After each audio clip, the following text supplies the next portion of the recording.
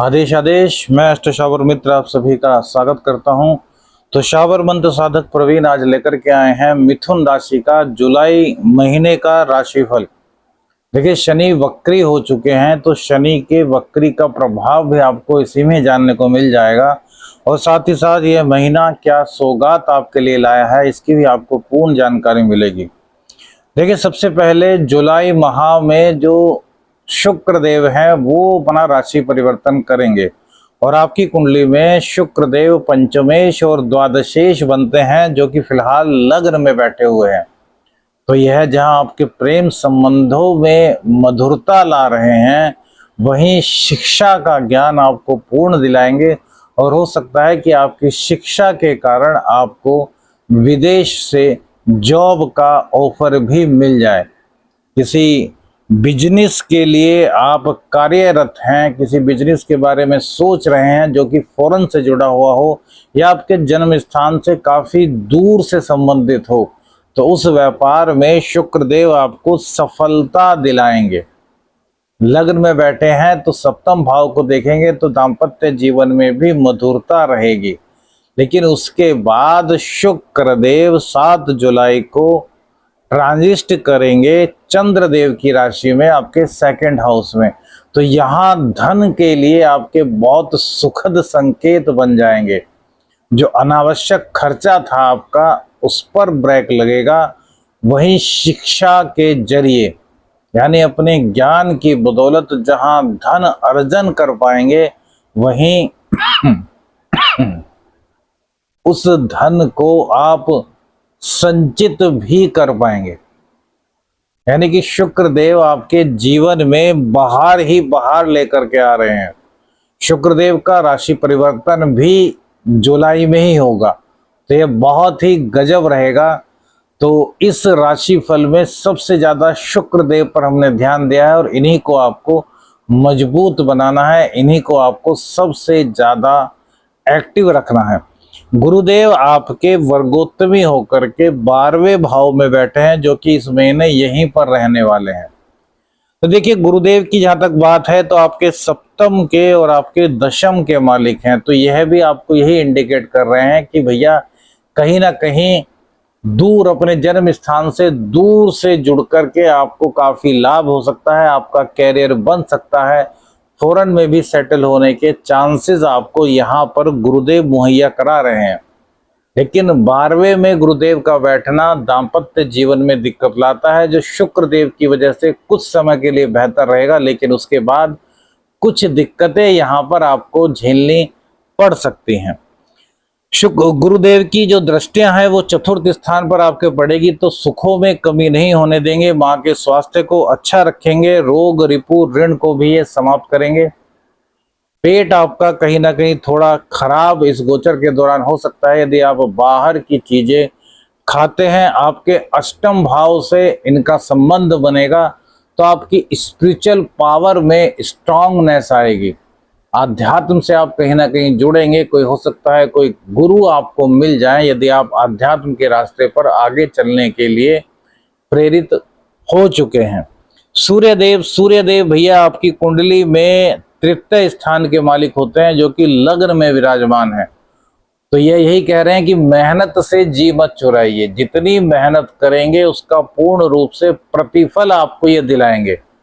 शुक्रदेव हमने कहा था कि दाम्पत्य को अच्छा कर रहे हैं, लेकिन सूर्य देव की दृष्टि भी वहीं पर रहने वाली है। तो ईगो को लेकर के दाम्पत्य जीवन में दिक्कत हो सकती है। यानी कि यदि आप स्त्रियों का सम्मान करते हैं, आप चाहे स्त्री हैं चाहे पुरुष हैं, और ईगोइस्टिक नहीं है, तो फिर भैया कोई दिक्कत आपके दाम्पत्य जीवन में नहीं होगी। नॉनवेज शराब से आपको दूरी बनाए रखनी है। 17 तारीख में सूर्य देव चेंज हो जाएंगे, तो ये सेकंड हाउस में आएंगे, जहां पर कि आपके धन को संचित कराने की ओर आपका ध्यान अग्रसर करेंगे। लेकिन माइग्रेन की दिक्कत, आंखों की दिक्कत यहाँ पर हो सकती है, तो सूर्य देव को रोजाना जल देना बिल्कुल भी मत भूलिए। अब सबसे बड़ी बात जो कि शनि की हम चर्चा कर रहे थे, तो शनिदेव क्या क्या करने वाले हैं। तो शनिदेव वक्री हो चुके हैं और नवंबर तक शनिदेव वक्री ही रहेंगे।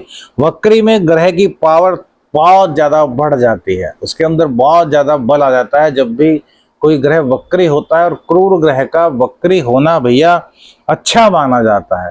तो आपकी कुंडली में शनिदेव नवम भाव में अभी विराजमान है भैया, आप पर नहीं है, 7.5 आप पर नहीं है, लेकिन चूंकि आपका अब इनके वक्री होने से अष्टम भाव और दसम भाव भी एक्टिव हो गया है, तो संघर्ष को बढ़ा देंगे। बात कहा ना यहाँ पर हमने कि सूर्य देव क्या कह रहे हैं कि परिश्रम कीजिए, मेहनत से जी मत चुराइए, जितना परिश्रम आप करेंगे उसका पूरा प्रतिफल आपको प्राप्त होगा, क्योंकि शनिदेव के कारण संघर्ष आपका बढ़ने वाला है।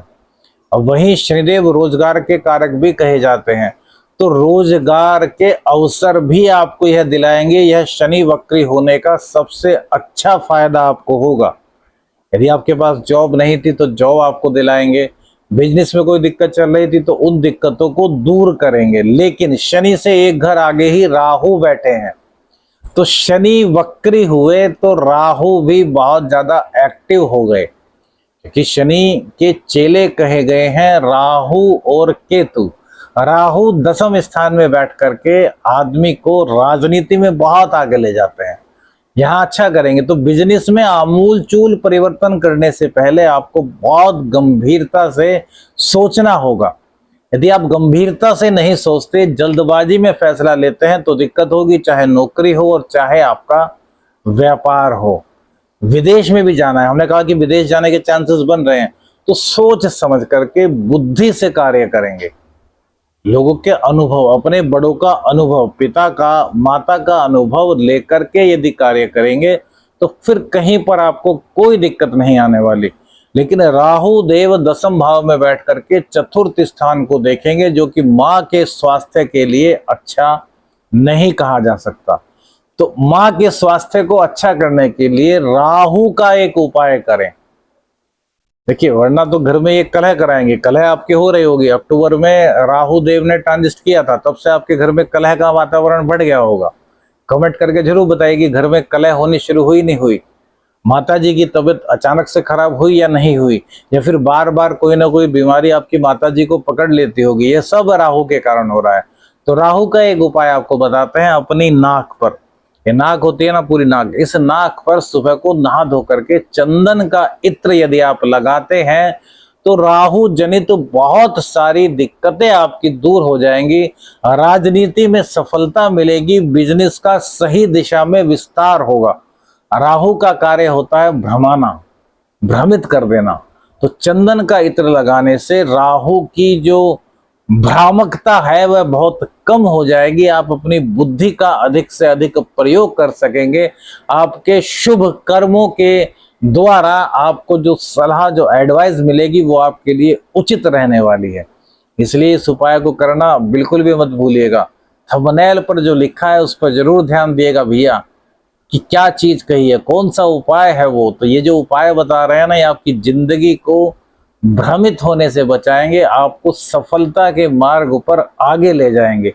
किसी भी तरह की कोई दिक्कत आपके जीवन में नहीं होने देंगे। अब सबसे बड़ी बात आती है मंगल देव की।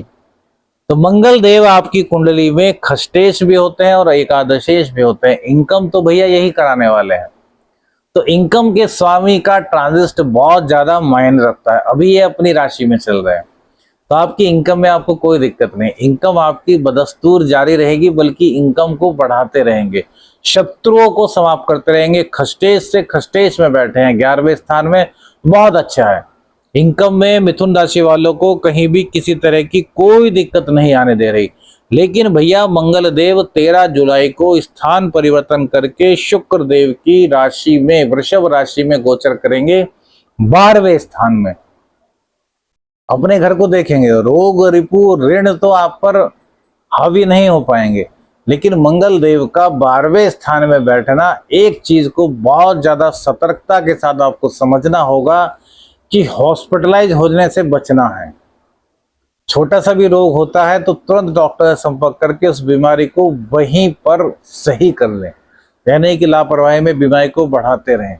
मंगल देव आपकी कुंडली में यदि नीच के किसी वजह से हैं तो रक्तदान मंगलवार के दिन करें, बहुत अच्छा रहेगा। दूसरी बात, 12वें भाव में बैठेंगे तो 12वें भाव के स्वामी सेकंड हाउस में चले जाएंगे ट्रांजिट करके शुक्रदेव, तो विदेश से अच्छा लाभ आपको करा सकते हैं, लेकिन भैया धोखे की संभावना रहेगी। तो राहु का उपाय कीजिएगा। शनि और राहु दोनों का उपाय करेंगे तो भ्रामकता नहीं आएगी, भ्रमित नहीं होंगे, जिससे कि जीवन की सही डगर आपको मिलेगी। कुल मिलाकर के देखा जाए ये सब उपाय यदि आप कर लेते हैं तो मिथुन राशि वालों के लिए यह महीना बहुत ही ज्यादा अच्छा होने वाला है, बहुत ही सौभाग्यशाली होने वाला है। कुंडली का अपना विश्लेषण कराना चाहते हैं तो जो नंबर स्क्रीन पर आ रहा है इस पर व्हाट्सएप मैसेज कीजिए। वीडियो अच्छी लगी तो लाइक और शेयर जरूर कीजिएगा, और चैनल पर नए हैं तो चैनल को सब्सक्राइब कीजिएगा। आदेश आदेश अलख निरंजन। हर हर महादेव।